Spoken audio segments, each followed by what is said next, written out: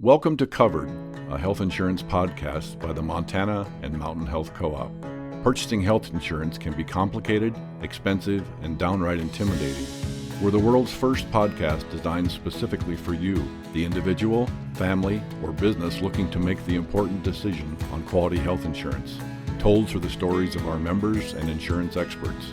If you're looking for answers about insurance opportunities in Montana and Idaho and seek some inspiration along the way, we've got you covered.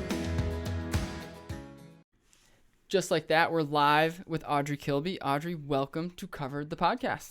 Well, thank you. I'm excited to be here. It's great to have you. And Audree, for those first getting introduced to you, can you introduce yourself for us and tell our audience what your role here at the co-op is and maybe how long you've been here? Sure, I'd like to talk about that. So I'm a business analyst, and the traditional sense of the business analyst is that you're working on computer systems behind the scene. And here at the co-op, we look at that a little bit differently. And I really work on member-escalated issues as well as system administration. And I've been here about 2 years. Member-escalated issues. Explain what you mean by that. So anytime someone has a problem with their account, or the billing came out wrong, or something is not showing correctly on their line of benefit or the expected plan and timeline that they're supposed to have that plan, doesn't show up in the system, doesn't look right through the marketplace or the state-based exchange that we work with, which would be healthcare.gov or Your Health Idaho. Sure. I fix those. I'm sure a lot of people can relate to that. Having, anytime somebody submits a claim, what percentage of the time would you say, things don't go as planned for folks? I would say it's a pretty low. Yeah. Considering we have, 30,000 members, I would say that it's, 2 to 3%. 2 to 3%. Yeah, it's really not that bad. But yeah, that's lower than I would have expected. And do you credit that with the co-op's ability to just be transparent with, what you're covered for, in-network doctors, that type of thing, the communication? Or what would you attribute that to, that number's not higher? I would say communication is number one. Number two would be that when they have a problem, they can call us and we can handle it over the phone and be, I see that error. Let me get it fixed. We're here and we're available. People. That helps. Yes, people behind the number. Yeah. That's really key. And so what's your favorite part of being a business analyst for the co-op? That's a hard question. There's a couple things I enjoy about it. I like the problem solving. It's like a little puzzle every day, and every one of them, even though it may have come through different avenues to get to me, it's different every day. There's something I haven't seen before that I get to try to figure out, and I enjoy that. Yeah. You work with a lot of people. They'll call you and they might say, it might be a Tuesday afternoon for you, and to the person on the other end of that line, it's a really big deal, and it's one of the biggest Tuesdays of their lives. Their financial well-being might depend on the answers that you're about to give them, or the direction that you might send them. Can you talk a little bit about that responsibility and maybe just without names, of course, but a situation where you worked with someone and felt like, today was a good day. I really helped somebody, and the co-op stands for something. My favorite part of being a business analyst is that I also get to be the travel agent for our business, for the Center for Excellence in Travel benefit that we offer. Oh, wow. And it's my favorite thing to do because I'm helping people get funds to pay for a trip to our Center for Excellences, which is the University of Utah. Mm-hmm. And they have the Huntsman Cancer Center there and the children's pediatric clinics and things. And so my job, part of it, is that I get to schedule those hotels, buy their plane tickets, give them $500 just for going, pay their gas. And it's a fun phone call to make and be like, hi, I'm here to make this possible for you. Yeah. And it feels so good. That's amazing. I can tell that's like, okay, when that happens, you're really into it. Yes. On the other end of that line, though, somebody, is excited about the benefit, but of course, their health is in, a precarious situation that they need the support. So is that benefit, can you explain that a little more, that a hospital in Montana or Idaho does not provide the expertise that perhaps is required? That's basically it. That has to be a procedure that would be a better fit for the University of Utah, and also has to be super high dollar And also, they have a whole list of criteria they have to meet to be eligible for the plan, and that determination is made at the U. They get to make that decision whether they're eligible for the travel benefit or not. But then, yeah, as soon as they're eligible, I get to do the rest. Yeah, what an amazing benefit that is. That would you say folks know about that are signing up for the co-op? I don't think they know about it yet, and that's what we're working on real hard right now, is getting people to know. And for 2020, it's going to change a little bit. I mean, it's still going to be there. We're doing some other additional things. But yeah, it's going to be there, and it's an awesome benefit. I mean, I've helped so many little kids get like major leg surgery and things like that. It's so good. Yeah. Well, if they didn't know about it before, listen to the podcast with Audree, and now you know. Ask about it. And you can call, and Audree's there to help out. That's what's pretty amazing about the co-op that I've noticed. Like, we're here. I don't know if people realize that if they're watching the YouTube video, like, we are in the offices of the co-op. Right before we recorded, I went downstairs, and there's people helping people down there, and I'm like, Audree, we're up, and here we are. It's not there's not just a giant phone bank in Texas that we send support calls to. Right. It's pretty cool. Can you talk a little bit about the culture here and in your brief 2 years that you've been here, just what you've noticed compared to maybe other places you've worked? Because healthcare is new for you. Totally new. Yeah, and so joining the co-op, what has surprised you about the co-op that you maybe didn't expect? One of my favorite things about working with the co-op is that our CEO is so approachable. Like, you can talk to him about daily life, and he cares. And comes out and meets our members, and if somebody's downstairs, like downstairs we're doing, it's open enrollment season, if you didn't know. Open enrollment. Yes. Quick shout out. Get to those websites. Yeah, absolutely. So, and he comes downstairs, and if someone happens to be down there, he stops and talks to them, and he's like, hey, I'm the CEO. My name's Richard, and I'm awesome, and I'm here. Yeah, and thanks for being a member, and if you have it's great. Any questions, here's my card. And yeah, and I think every one of our leaders is like that. I mean, he's not the exception. He's definitely part of the team. And I really love that culture, and that we try really hard to be thinking about, the members when we make any decisions that we do here. The member comes first. We really do think that, whether it helps our, make decision-making processes always get decided, at the upper levels and board members and things like that. But they always ask everybody that works here what their opinion is on whatever they're deciding, so they can get our perspective too, and I appreciate that. Yeah, it seems like when you're a co-op, of course, you're member-driven, and so the members have a real voice, and it's not just hearsay. In all the interviews we've done, it comes up again and again that this is real. The members show up to the board meetings, and they're on the board, and they have a voice, and people listen, which is really, I think, unique in 2019 and 2020. Can you talk a little bit about your journey into healthcare and why you chose healthcare as a career? I have spent most of my adult life working in the social system, so social worker, different rehabilitation centers, things like that. Wherever I've lived, that's just what I've been drawn to. And you get kind of emotional overload working in those type of places from the heavy duties that you have to take care of. And so I wanted something new that I could express that still social work feeling, where you feel like you're helping someone. And so I looked to healthcare, and Montana Health Co-op just kind of popped up on my browser one day, and I was like, I didn't even know that was in Montana. What's that? And I went into the website, and I started researching it, and then I contacted one of the people who work here, and we became like conversational. Yeah. And she was like, you should be part of our team, and then it just kind of happened that way. Very cool. Yeah. What would you recommend for folks out there that are listening and saying, I want to be part of something bigger than maybe the position I'm in now, and the co-op seems like a place where I could get involved and make a difference and be part of this thing bigger than myself? Are there opportunities for folks like that?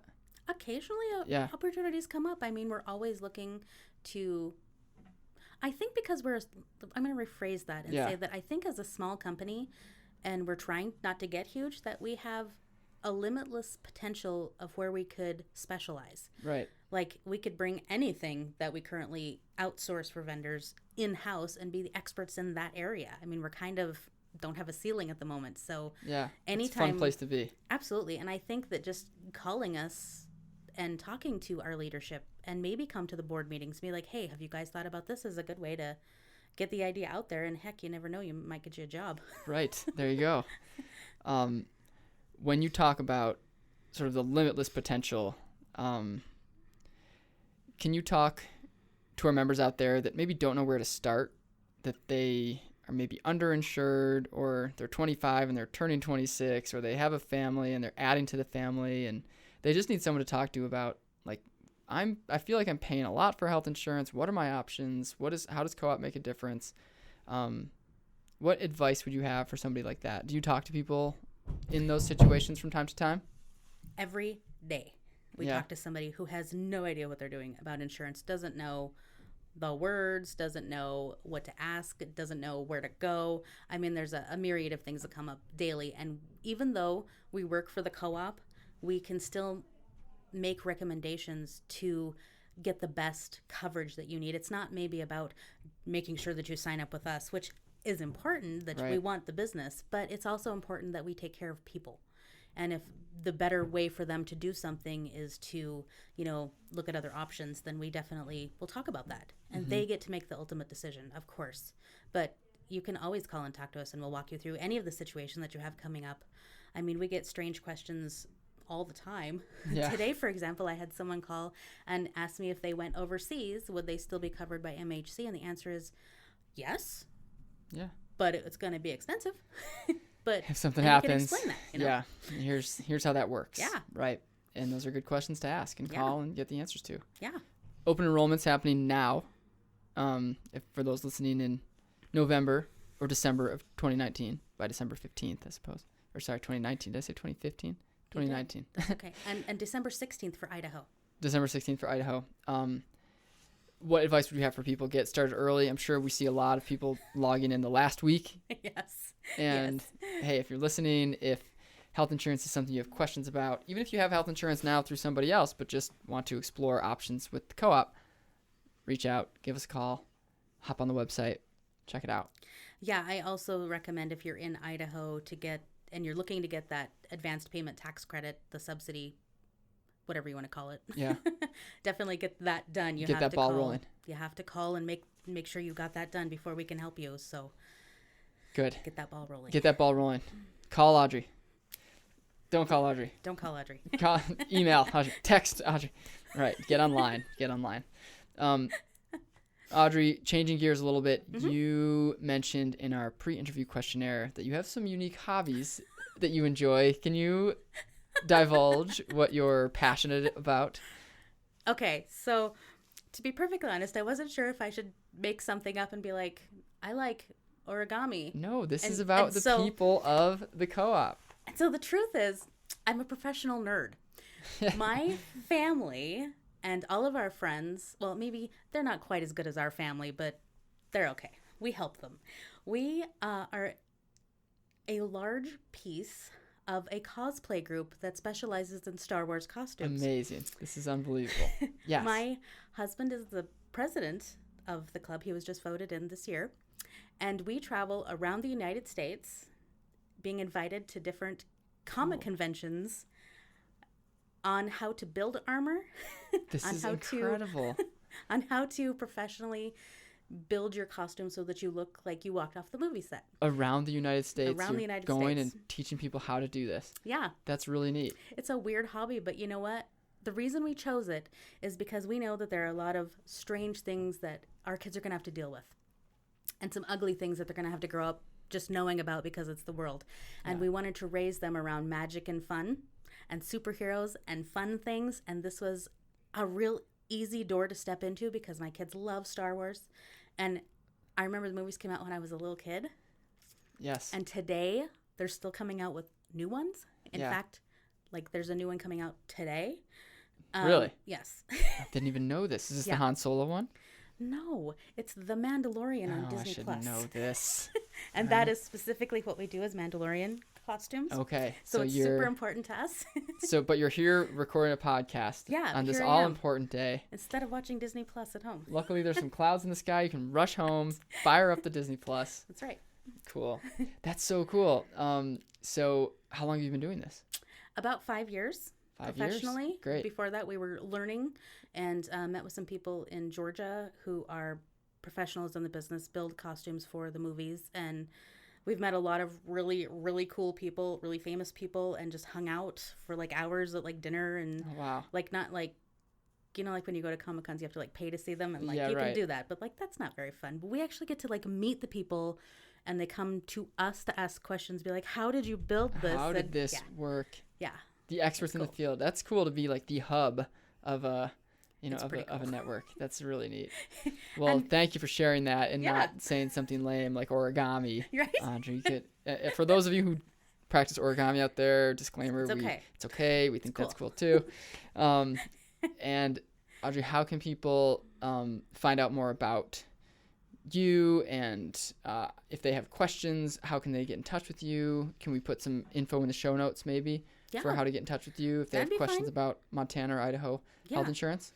Yeah. So, as my role here as a business analyst, I'm not necessarily available for all people to call me and give phone calls. Okay. But yeah, we can definitely, if you do call me directly, I can help you with most of it, or at least direct you in the resource that can get you the help you need. Yeah, good point, because you're doing a lot more than just fielding calls, so we can put some different contact info in our show notes today. This is kind of For our open sure. enrollment episode, so folks listening are going to be having questions about this, and you've provided some really great wisdom. What are there any questions that I didn't ask you that you were hoping I would ask, or any last bit of info that you were like, you know, Kyle, our listeners should know this, or this is a key point to take away, or do we cover it all? I think there's one other thing that I Yeah. think it would be important for our members to know, and that is definitions of some of the things they might come across in their explanation of benefits or while they're looking for insurance. And I just Great. wanted to go over like 3 or 4 of them. Yeah, let's Just to do make it. real clear that you know what these are, because I get a lot of calls like, what does deductible mean? What is co-insurance? How does that even work? This is good. Health Insurance Explained should explain some of the terms. Yeah, so I brought a little list with Okay, me, let's run through it. and I just wanted to go over, I think I have 4 of them. Do you want me to like ask you what each one is, and we can? You can, that's or fine. I what- numbered them. Okay, number them. Let's start with 1.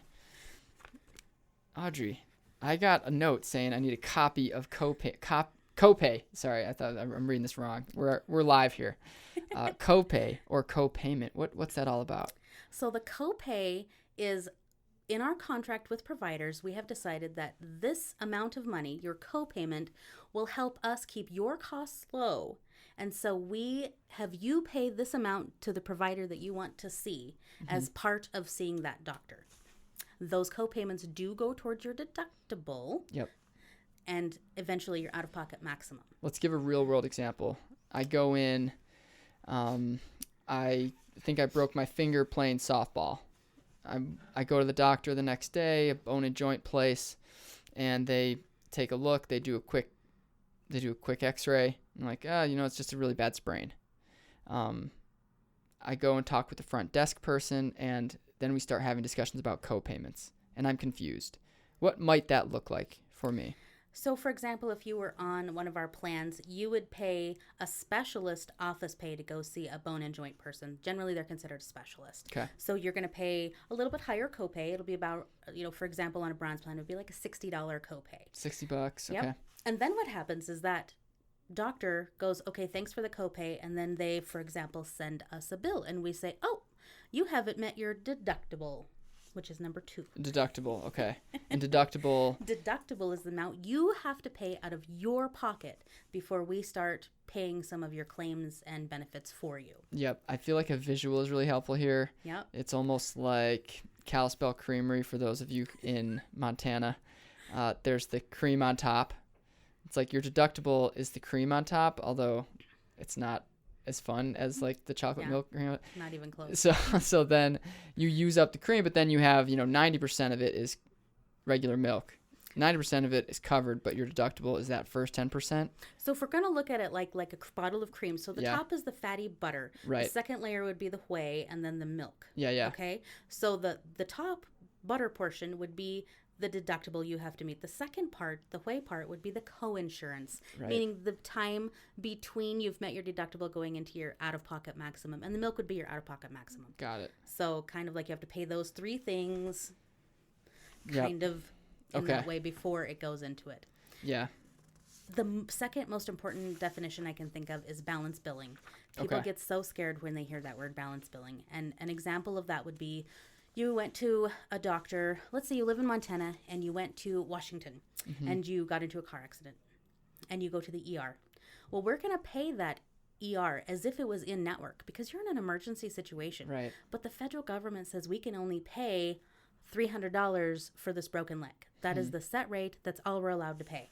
So we'll pay that because that's an in-network thing. However, the doctor says, well, this broken leg, I want $6,000 for it. Right. And we say, oh, well, we can pay $300, and then you, the member, are subject to balance billing. Okay.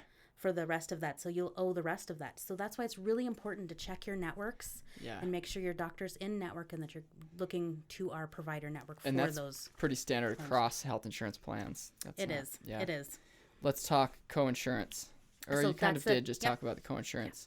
And annual out-of-pocket maximum. So this is something that I think people may or may not be surprised by, but let's educate them on what is an out-of-pocket maximum, and every plan has this. Yes. So it's the final dollar amount that you have to pay before the co-op plan pays anything that you turn in at 100%.